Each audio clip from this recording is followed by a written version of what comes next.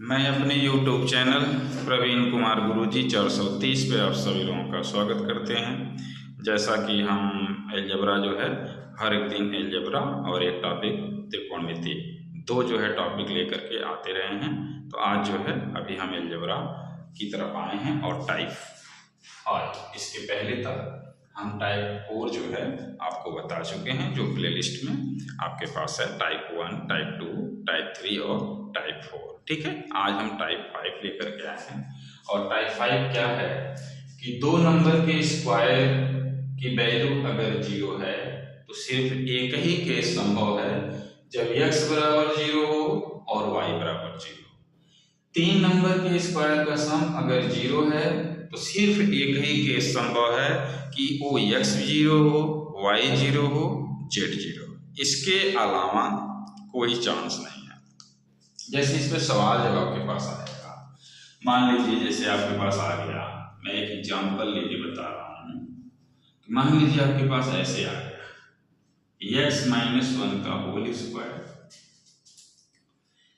Plus y -2 का whole square plus z -3 का whole square equal to 0। अगर ये तीन नंबर है, इनके वर्गों का योग 0 के बराबर है तो ये तभी संभव है कि जब x -1 0 हो तो x की वैल्यू 1 होगा और y -2 0 हो तो यहाँ पे y की वैल्यू 2 होगा और z -3 0 हो तो यहाँ पर z की वैल्यू 3 होगा। ये कॉन्सेप्ट आपके दिमाग में सेट हो जाना चाहिए। कभी भी दो नंबर के स्क्वायर का सम या तीन नंबर के स्क्वायर का सम अगर 0 के बराबर है तो सिर्फ एक ही केस संभव है, ये नंबर ही अपने आप में 0 के बराबर है, इसके अलावा कोई चांस नहीं है। उम्मीद है कि ये बात आपको समझ में आ गई होगी। आप लोग इसका स्क्रीनशॉट ले लीजिए। एक बात और मैं बताना चाहता हूँ, इसी कॉन्सेप्ट से मिलता जुलता एक और कॉन्सेप्ट आपको बताना चाहता हूँ। जैसे अगर आपके पास कोई नंबर, कोई इक्वेशन ऐसे आ गया x² plus y² plus z² -2x -4y -6z equal to 0। तो आपसे पूछा जाएगा कि आप x y z का मान बताइए या x + y + z का मान बताइए। कोई भी सब समीकरण आपसे पूछा जा सकता है। तो करेंगे क्या यार, इसको हम लोग परफेक्ट स्क्वायर बनाने का प्रयास करते हैं। तो इसको जब परफेक्ट स्क्वायर बनाएंगे, जिसे आप पूर्ण वर्ग कहते हैं, तो x वाले सभी टर्म को एक पास ले लीजिए, y वाले सभी टर्म को एक पास ले लीजिए और z वाले सभी टर्म को एक पास ले लीजिए। इसमें कांस्टेंट टर्म हमने नहीं रखा है, कांस्टेंट टर्म मैं रख दूं जिससे कि वैल्यू सेट रहे। ये वैल्यू हो गया और इसका मान क्या आ गया 0। तो मैं क्या करूंगा, कैसे जो है परफेक्ट स्क्वायर बनाया जाता है, x के गुणांक का आधा तो 1/2 और x का गुणांक है 2, इसका आपको वर्ग इसमें ऐड करना है। तो ये जो है x² -2x और यह मिलके परफेक्ट स्क्वायर हो जाएगा। तो 2 से 2 काट देंगे, ये आ गया +1 प्लस y² -4y को जब परफेक्ट स्क्वायर बनाना हो तो y के गुणांक के आधे का वर्ग, तो काटेंगे इसको 2 आ जाएगा, 2 का वर्ग करेंगे तो 4 आ जाएगा। इसका जब परफेक्ट स्क्वायर बनाएंगे तो z के गुणांक के आधे का वर्ग, तो आप कहेंगे कि 3 आएगा, 3 का वर्ग करेंगे तो 9 हो जाएगा। 9 4 13, 13 और 1 14। जो आपके पास कांस्टेंट नंबर था 14, वो जो है उसमें से 1 यहाँ लिख दिया गया, 4 यहाँ लिख दिया गया और 9 यहाँ लिख दिया गया। अब आप कहेंगे ठीक है, अब तो हम बना सकते हैं, इसको आप लिख सकते हैं इस चीज को x -1 का होल स्क्वायर प्लस इस चीज को आप लिख सकते हैं y -2 का होल स्क्वायर और इस चीज को आप लिख सकते हैं z-3 का होल स्क्वायर बराबर 0। मैंने क्या किया है, a square plus B square -2ab, a square plus B square -2ab, a square plus B square -2ab के कॉन्सेप्ट से इसको परफेक्ट स्क्वायर बना दिया। अब आप कहेंगे इसके पहले तो आपने बता दिया कि 3 अलग अलग नंबर के स्क्वायर का सम अगर 0 है तो ये नंबर ही अलग अलग 0 है, तो x -1 बराबर 0 तो x इक्वल टू 1, y -2 बराबर 0 तो y इक्वल टू 2, z-3 बराबर 0 तो z इज इक्वल टू 3। उम्मीद है कि बात आप लोगों को समझ में आ रही होगी। अब आइए, ये तो मैंने बेस से सिखा दिया, मेरा सिखाने का सिर्फ ये पर्पस था कि आप परफेक्ट स्क्वायर बनाना जान लो और कैसे एक्स वाई जेड की वैल्यू आती है उसको जान लो। मैं चाहता हूं कि जब आप एग्जाम में जाओ तो आप इससे भी जल्दी क्वेश्चंस को सॉल्व कर लो। वो कैसे संभव है, जब आप हमारे साथ जुड़ेंगे, हमारी बात को समझने का प्रयास करेंगे। मैं जो तरीका आपको बता रहा हूँ अपनी किताबों के क्वेश्चन पर उस तरीके को अप्लाई करोगे और आंसर जब मैच करना शुरू कर देगा तो मैं दावा के साथ कह सकता हूँ इस तरीके के अलावा दूसरा तरीका आप नहीं ढूंढोगे, बशर्ते आप पहले समझो, समझने का प्रयास करो। यहाँ देखो इन चीजों को कैसे हम लोग, मैं चाहता हूँ कि यहाँ से लेके यहाँ तक सब समाप्त हो जाए, सिर्फ हम यहाँ तक पहुंच जाए।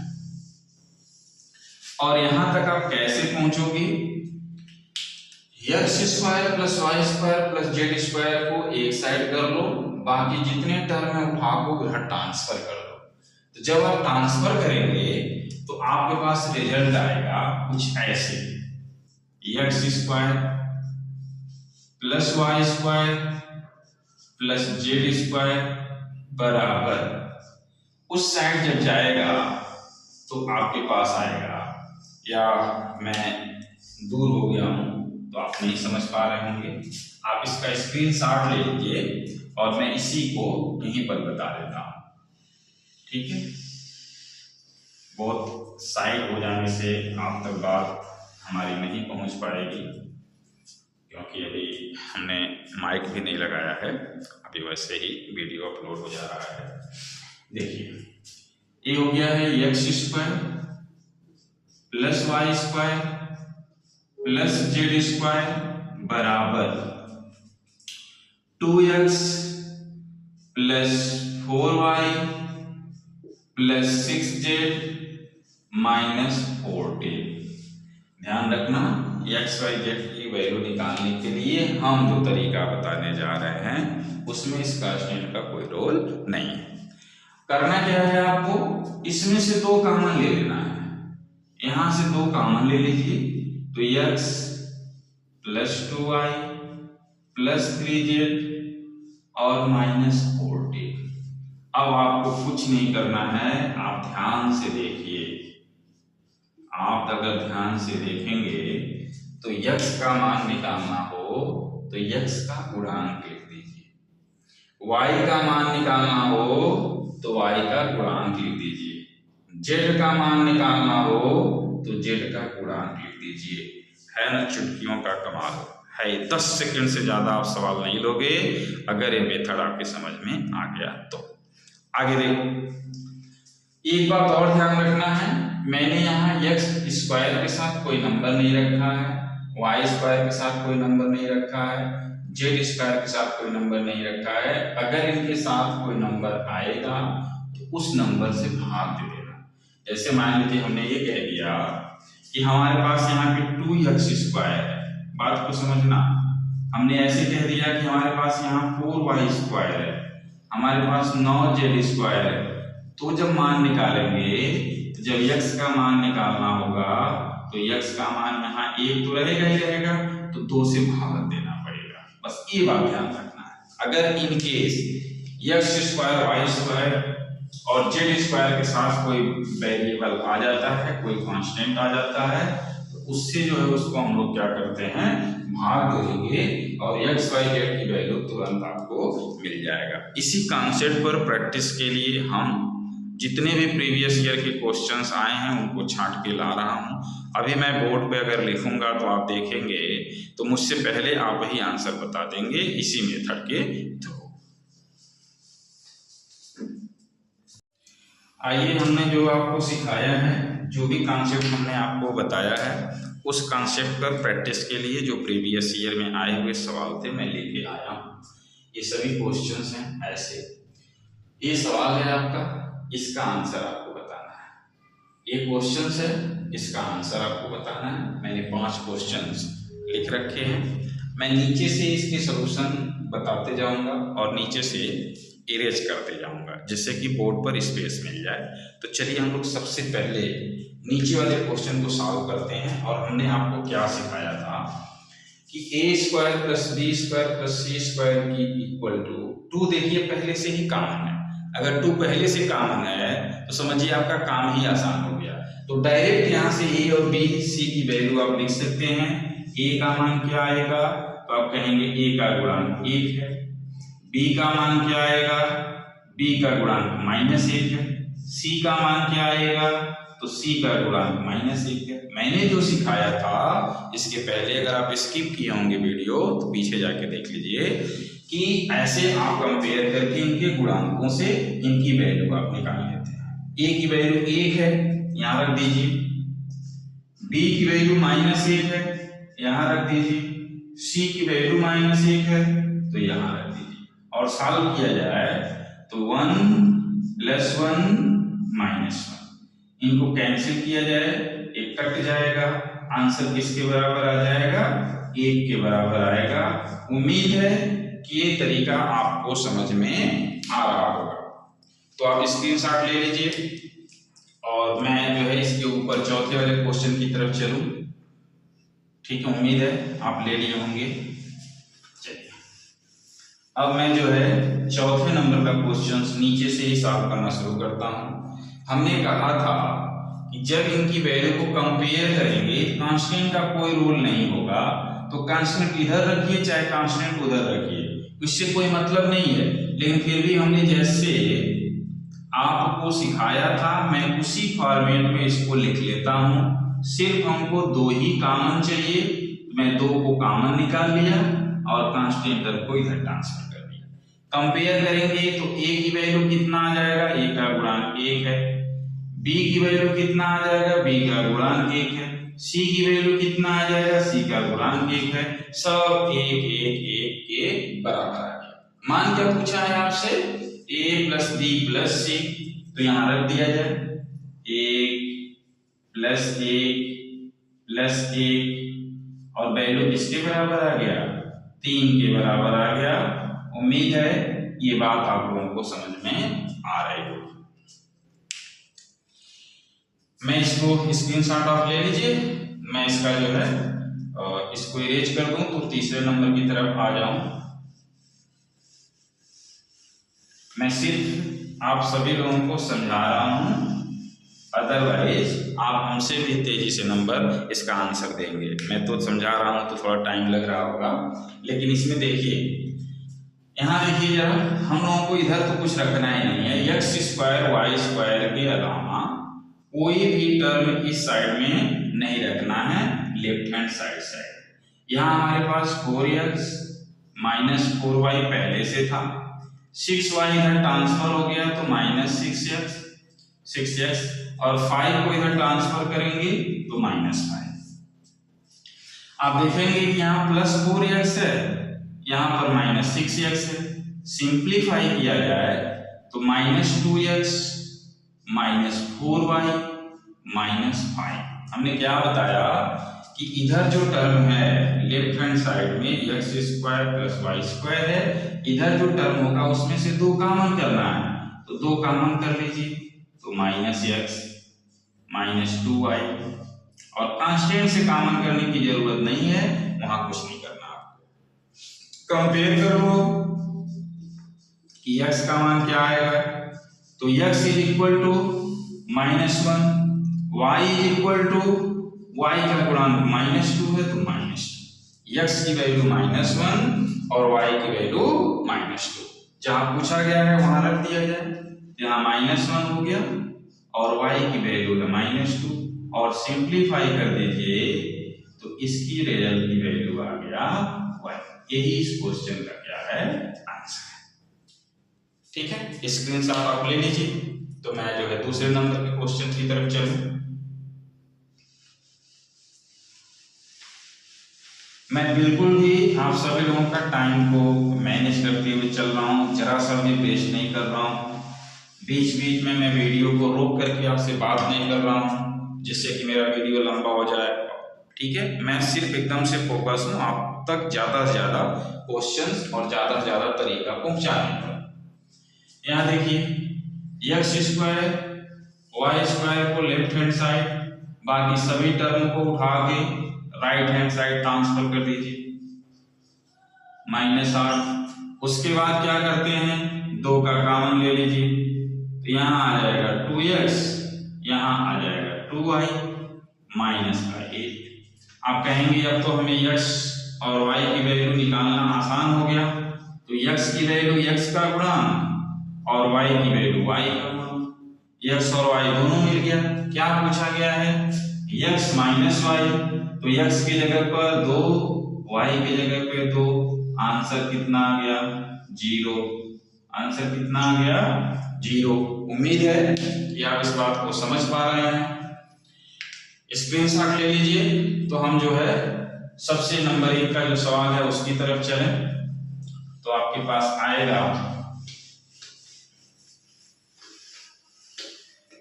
x square plus Y square -2x plus 6y plus z। तो x स्क्वायर और y स्क्वायर को लेफ्ट हैंड साइड में रखिए, बाकी जितने टर्म हैं उठा के राइट हैंड साइड में ट्रांसफर कर दीजिए और 2 कॉमन कर लीजिए तो x -3y -10। अब आप कहेंगे कि x का मान निकालना आसान हो गया, y का मान निकालना आसान हो गया। x का गुणांक है 1 और y का गुणांक है -3। पूछा क्या है, इनका स्क्वायर बता दीजिए। तो x का स्क्वायर करेंगे तो 1 का स्क्वायर, y का स्क्वायर करेंगे तो -3 का स्क्वायर और सॉल्व करेंगे तो 1 + 9 बराबर कितना आ जाएगा 10। देख लीजिए आप लोग कि जो कॉन्सेप्ट अगर क्लियर है तो आप सभी क्वेश्चन के आंसर बहुत जल्दी दे पा रहे हैं। आइए हम लोग अलजेब्रा में टाइप 5 के क्वेश्चंस मैंने थियरी बता दिए, उस पर सवाल करा दिए। कुछ और क्वेश्चन का प्रैक्टिस कीजिए जो है आयोग ने आप लोगों से पूछा है। ठीक है, ये देखिए कितने शानदार शानदार क्वेश्चंस हैं। मैं नीचे से सॉल्व कर रहा हूँ क्योंकि मुझे बोर्ड को इरेज भी कर देना है। तो मैंने आपको क्या सिखाया कि कभी भी इनका आंसर निकालना हो x y z का तो कुछ मत करो, 2 कॉमन ले लो। यहाँ 12 था तो 6 अंदर कर दो, 6x 6 दूना 12, 6 दूना 12 और माइनस का 88। ये तो कांस्टेंट है, इसका कोई रोल नहीं रहेगा हमारे इस मेथड से। आप देखेंगे कि x का मान जब निकाला जाएगा तो x का गुणांक कितना है 6 आ गया। y का मान या y का गुणांक कितना है -12। तो जब y का मान आप निकालेंगे -12 तो यहाँ देखना है कि y स्क्वायर के साथ 9 का गुणा है, इसलिए इसको 9 से भाग देना पड़ेगा। तब आप कहेंगे कि ये तो वैल्यू हो जाएगा 3 से कट रहा है, 3 चौक के 12, 3 तिरिका 9, यहाँ से कितना आ जाएगा 3y। तो 3y की वैल्यू आ जाएगा -4। फिर हमारे पास z की वैल्यू निकालना है, तो यहाँ z है और z की वैल्यू है हमारे पास 12 और z स्क्वायर का गुणांक कितना है 4। तो 4 से आप भाग दे दीजिए तो ये हो जाएगा 3। तो z का मान आ गया 3, x का मान आ गया 6, 3y का मान आ गया -4। इन्हीं का योग पूछा गया है। तो देखिए यहाँ पर हम करते हैं, भाई x दिया है, x का मान 6 हो गया, 3y का मान -4 है। अगर हम माइनस इधर कर दें तो -3y का मान 4 हो गया, तो -3y की जगह पर हम +4 लिख देंगे, जैसे आपको समझ में आए। z की वैल्यू 3 है तो हम z की वैल्यू 3 लिख देंगे। अब आप कहेंगे 6 4 10 13, यही इस क्वेश्चन का आंसर है। उम्मीद है कि आपको समझ में आ रहा होगा, फिर भी मैं बता दूं। अभी तक हम कह रहे थे कि x का गुणांक ही x का मान होगा, y का गुणांक ही y का मान होगा, z का गुणांक ही z का मान होगा, लेकिन आपको इनके गुणांकों को भी ध्यान में रखना है। इनके पहले सभी क्वेश्चन में एक एक गुणांक था, इसलिए इसके मान पर कोई प्रभाव नहीं पड़ा। यहाँ x का गुणांक 1 है तो 1 से भाग देंगे तो कोई प्रभाव नहीं। y स्क्वायर का गुणांक 9 है, मैंने 9 से भाग दे दिया। z स्क्वायर का गुणांक 4 है, मैंने 4 से भाग दे दिया। इस पर भी आपको ध्यान देना है। तो उम्मीद है कि एक चीज आप नोट कर लिए होंगे या स्क्रीनशॉट ले लिए होंगे, तो मैं जो है नीचे से 6ठा नंबर मिटा देता हूं। आ जाइए 5वें नंबर की तरफ। 5वें नंबर को रीड कर लीजिए।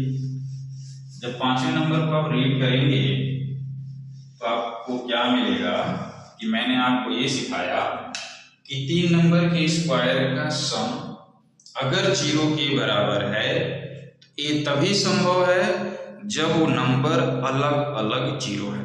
तो अलग अलग 0 कर दीजिए तो आप कहेंगे ठीक है, x - 3 = 0 तो x = 3, x का मान 3 आ गया। y - 5 = 0 तो y का मान 5 आ गया। z - 4 = 0 तो z का मान 4 आ गया। मान रख दिया जाए, x की जगह पे 3 रख दीजिए, 3 का वर्ग है 9, 9/9। y की जगह पे 5 रख दीजिए, 5 का वर्ग है 25, 25/25। z की जगह पे 4 रख दीजिए, 4 का वर्ग है 16, 16/16। काट दीजिए और आंसर आ गया 1 + 1 + 1 = 3। क्लियर? चलिए भाई स्क्रीनशॉट लीजिए, सब लोग इसका स्क्रीनशॉट ले लीजिए, तो हम जो है चौथे नंबर क्वेश्चन की तरफ चलें। आप चौथे नंबर क्वेश्चन की तरफ आ जाइए।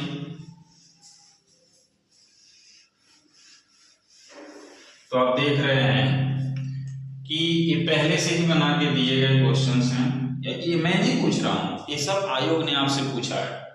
तो a - 1 का होल स्क्वायर प्लस b + 2 का होल स्क्वायर c + 1 का होल स्क्वायर। तो a - 1 = 0 तो a = 1, b + 2 = 0 तो b = -2, c + 1 = 0 तो c = -1। सभी वैल्यू पता चल गया, रख दीजिए। 2 × 1 -3 × -2 + 7 × -1 तो 2 × 1 2, माइनस × माइनस प्लस 6 -7, 2 + 6 8, 8 - 7 = 1। यही इस क्वेश्चन का आंसर है, जिसका मान आपसे पूछा गया था। स्क्रीनशॉट ले लीजिए फटाक से सब लोग। मैं आ जाता हूं इसको इरेज करने के बाद तीसरे नंबर पर। मैं तीसरे नंबर की तरफ चलता हूं। ये देखिए जरा, तीसरा नंबर का सवाल आपके पास है। अलग अलग 3 नंबर दिए गए हैं, इनके स्क्वायर की सम 0 है, तो नंबर ही 0 होगा। तो x - 3 = 0 तो x = 3। यहाँ आ गया आपके पास y - 4 = 0 तो y = 4। यहाँ आ गया आपके पास z - 5 = 0 तो z = 5। x y z तीनों मान आ गया, सबका योग आपसे पूछ रहा है। तो 3 + 4 + 5 7 5 12। फटाफट देखिए, हमारे साथ साथ भी आप सॉल्व करेंगे तो सॉल्व करते हुए चले जाएंगे। ठीक है, स्क्रीनशॉट लीजिए फटाफट। तो स्क्रीनशॉट ले लीजिए सभी लोग। तीसरा क्वेश्चन हो गया। अब हम इसको इरेज करते हैं और दूसरे क्वेश्चन की तरफ आते हैं। तो जब दूसरा क्वेश्चन आप सॉल्व करेंगे तो आपके पास पहले से देखिए यहाँ पे दो कॉमन ले लिया है, बस आपको ए बी और सी की वैल्यू निकालना है। तो क्या ध्यान रखना है, हमने ए का मान निकाला तो ए का गुणांक 1 है, यहाँ भी 1 है, भाग देने की कोई जरूरत नहीं। बी का मान निकाला तो बी का गुणांक 1 है, यहाँ बी का गुणांक 1 है, भाग देने की कोई जरूरत नहीं। हमने जो है सी का मान निकाला तो सी का गुणांक है -2, यहाँ सी का गुणांक है 4, तो यहाँ भाग दे दीजिए। तो रिजल्ट आ गया -1/2। अब सबका मान यहाँ पुट कर दीजिए। तो 1 का स्क्वायर 1 का स्क्वायर 1, सी का मान -1/2 है, स्क्वायर करेंगे तो 1/4 हो जाएगा। 1 का स्क्वायर 1 + 1 2 सही 1/4 को आप लिखते हैं 9/4। तो 9/4 ही जो है इस क्वेश्चन का आंसर होगा। ठीक है, सब लोग इसका स्क्रीनशॉट लीजिए फटाफट।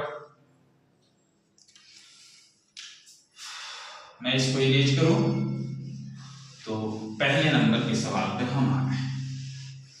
अब पहले नंबर के सवाल के देखिए, इसमें क्या पूछा है, सब कुछ ठीक है। 3 को उधर बस ट्रांसफर आपको करना है, ना भी करें तभी भी कोई फर्क नहीं पड़ेगा, क्योंकि कांस्टेंट का इस मेथड का कहीं कोई रोल नहीं है। जब हम लोग क्वेश्चन को अच्छे से बनाएंगे तब कांस्टेंट का काम पड़ता है। मान निकालने में मैंने तरीका आपको सिखा दिया। ए का गुणांक 1 है तो ए का मान 1 हो गया। बी का गुणांक -1 है तो बी का मान -1 हो गया। सी का गुणांक -1 है तो सी का गुणांक -1 हो गया। यहाँ सबके गुणांक 1 थे, मुझे भाग देने की कोई जरूरत नहीं है। मान रख दिया जाए तो 2 × 1 -1 +-1 और सिंप्लीफाई किया जाए तो 2 + 1 -1, 1 से 1 कैंसिल हो गया। 2 इस क्वेश्चन का आंसर है। आ रहा है समझ में सबको समझ में आ रहा है, क्लियर है। आज मैं इसको पढ़ा रहा था जब क्लास में तो सारे बच्चे के चेहरे पर एकदम से चमक आ गई थी। मैं चाहता हूं कि ये मेथड जो है सभी बच्चों तक पहुंच जाए। जितने भी बच्चे तैयारी करते हैं, जो भी बच्चा है, चाहे आप यहाँ के हैं चाहे कहीं दूर के हैं, अगर ये वीडियो आप तक पहुंच रहा है तो इसको सीखिए और इससे अपने कंपटीशन को आसान बनाइए। यही मेरा उद्देश्य है और मैं चाहता हूँ सारे लोग जो है क्वेश्चन को सॉल्व करें। आइए हम लोग अलजेब्रा जो है टाइप 4 जो है पढ़ रहे थे, जिसमें हमने क्वेश्चन लिख रखा है। इसकी मैं प्रैक्टिस करा रहा हूँ। बीच से आप अगर इस वीडियो पहले स्किप किए होंगे तो प्लीज़ पहले के जा कर के मेथड जो 10 मिनट 5 मिनट जो भी मेथड चला है उसको देखने के बाद तब फिर यहाँ तक पहुँचिए। और जो लोग शुरू से देख रहे हैं उनको तो समझ में आ ही रहा होगा। चलिए हम लोग देख ले रहे हैं। यहाँ पर सिर्फ 2 ही बाहर रखना है, तो 2 को बाहर रखिए, कड़ी में 3 का अंदर मल्टीप्लाई कर दीजिए तो ये कुछ इस फॉर्म में हो जाएगा। अब देखिए x का मान निकालना है तो x का गुणांक है कड़ी में 3, भाग देना है नहीं देना है। y का गुणांक है कड़ी में 3, भाग देना है हाँ देना है। आंसर की तरफ भी जाओ तो 4y चाहिए, तो मैं यहीं से 4y निकाल लेता हूं। और z का मान निकालना है तो यहाँ देखिए √3 है, भाग देना है हाँ 3 से देना है, तो 3z की वैल्यू √3 हो गया। सब मान हम निकाल दिए। मान रख दो x की जगह पे √3, -4y की जगह पे √3, +3z की जगह पर भी √3। ये सब स्मार्ट कैलकुलेशन की तरह से वर्क करेगा। कट गया और आंसर आ गया √3। इस क्वेश्चन का आंसर हो गया। इसको आप स्क्रीनशॉट ले लीजिए। तो मैं इसको स्किप करूं, इसको इरेज करूं, आगे बढ़ें।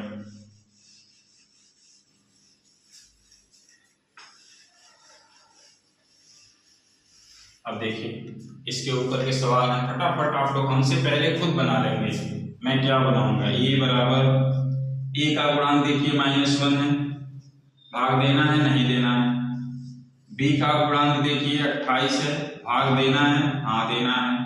किससे, 49 से काट दीजिए, 7 चौक 28, 7 सत्ते 49। क्वेश्चन की तरफ ध्यान दो तो 7b की वैल्यू आपसे पूछी गई है, मैंने 7b निकाल दिया। सी का गुणांक कितना है, सी का गुणांक है -1, भाग देना है नहीं देना है। तो ए का मान -1, 7b का -4, सी का मान -1 रख दिया जाए। ए का मान -1, 7b का मान 4 और सी का मान -1, सिंप्लीफाई किया जाए तो ए 1 से 1 कट जाएगा, 4 ही इस क्वेश्चन का आंसर है। स्क्रीनशॉट लीजिए फटाफट और हम लोग जो है इसके ऊपर वाले सवाल की तरफ चलते हैं। ठीक है, इरेज करता हूं।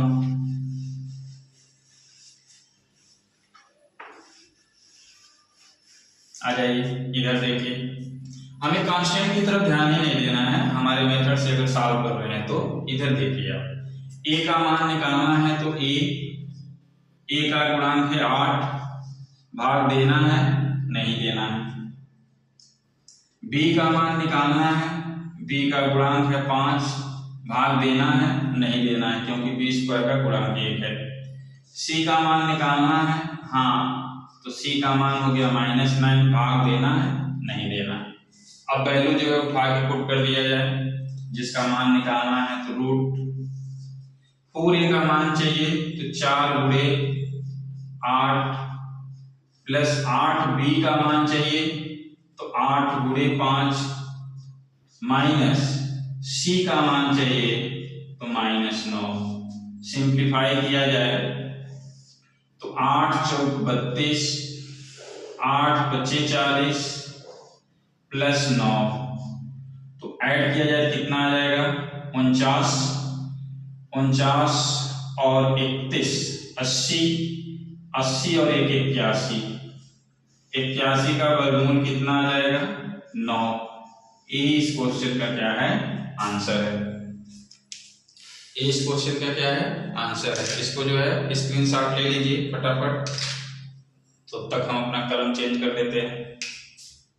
आइए सबसे ऊपर की तरफ हम चलते हैं, दूसरे नंबर का सवाल।